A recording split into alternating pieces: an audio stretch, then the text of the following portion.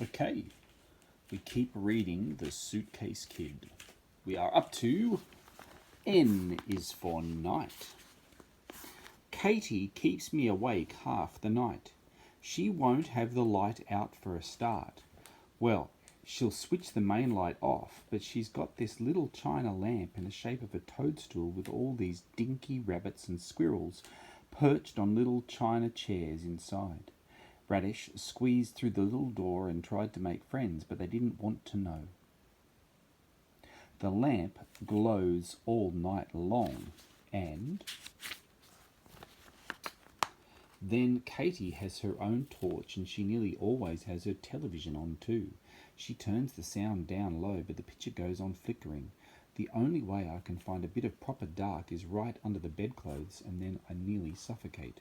Switch that stupid set off. It's my telly, it's my bedroom, I can do what I want. I'll tell my mum, I'll tell my dad, I want to go to sleep. Well, I want to stay awake.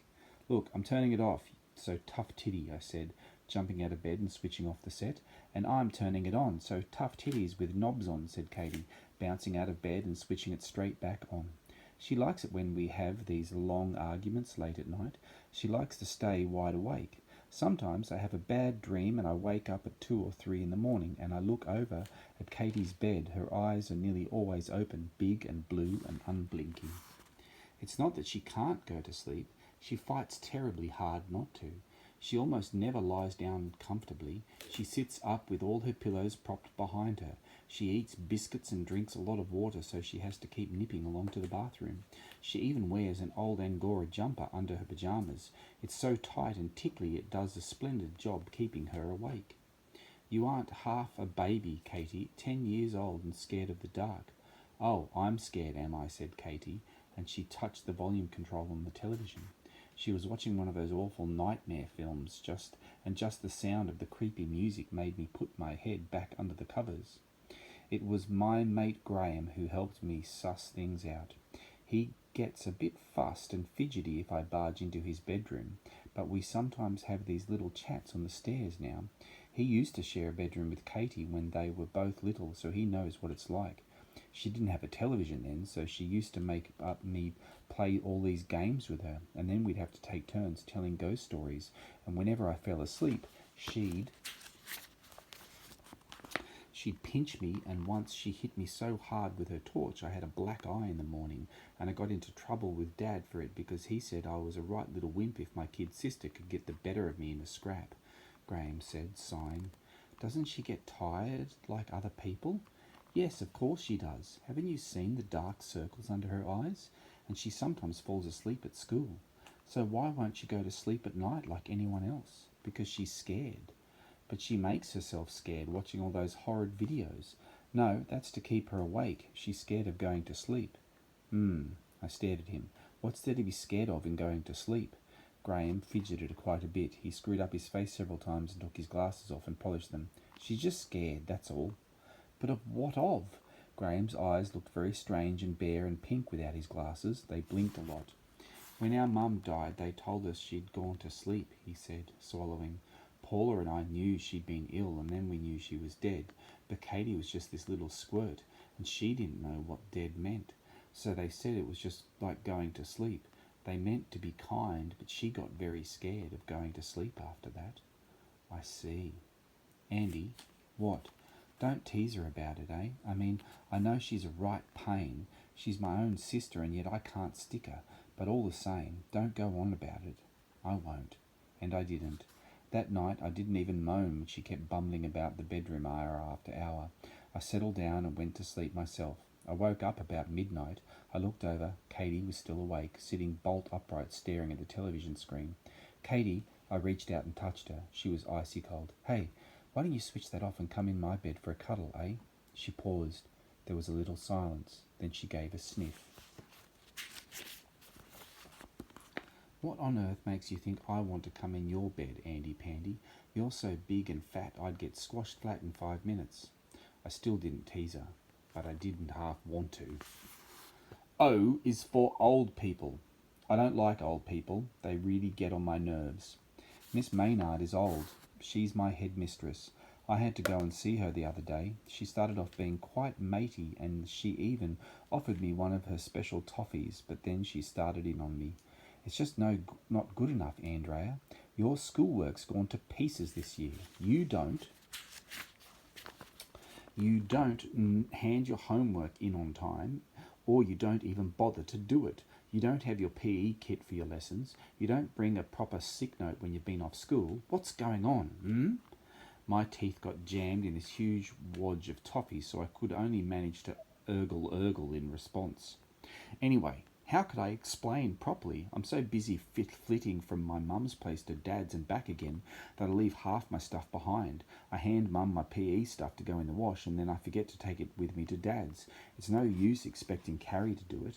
She washes, but she doesn't ever iron anything, and I get teased when I'm at dad's because my school blouses are all crumpled, and once they went shocking pink because Carrie shoved my stuff in with Zen's scarlet sweater.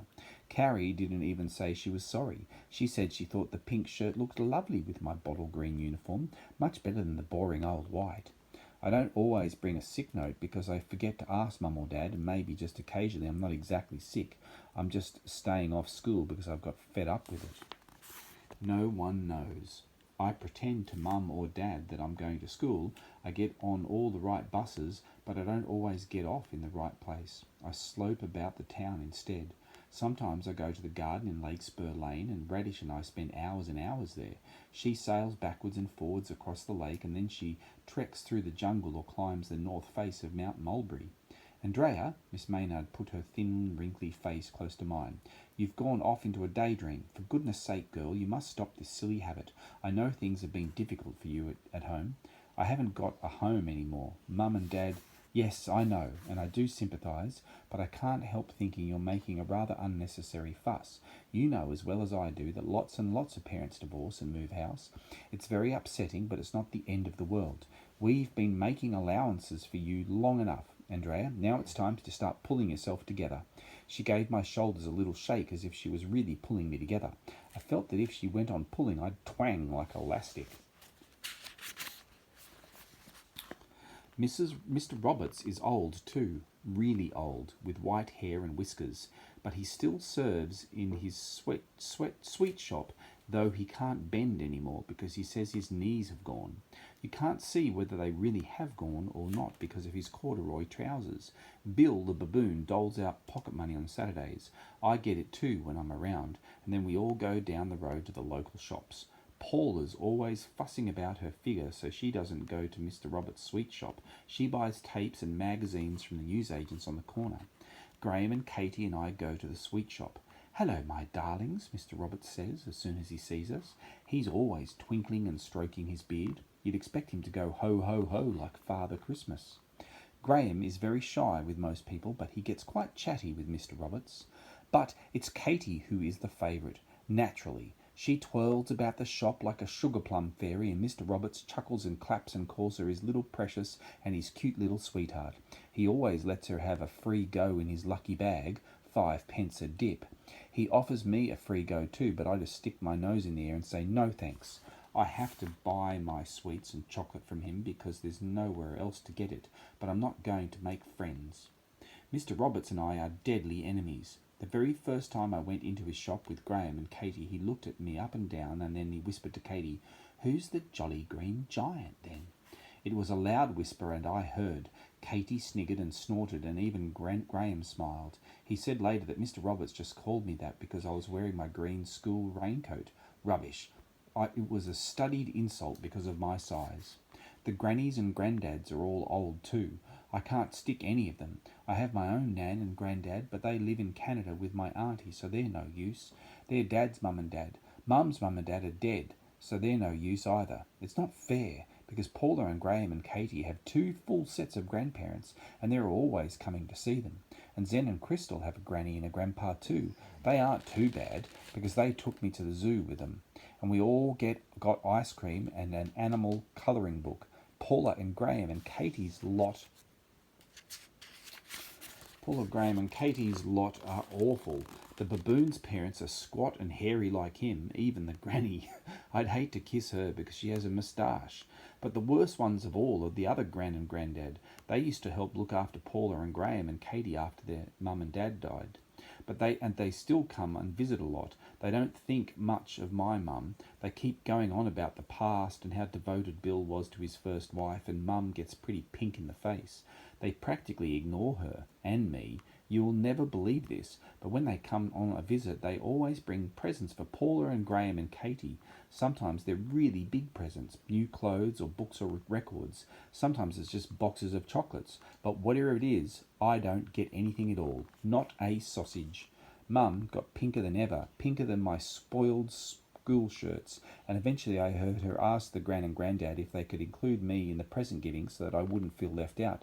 But Paula and Graham and Katie are our grandchildren, they said. Andrea's got nothing to do with us. Well, good. Catch me wanting anything to do with them.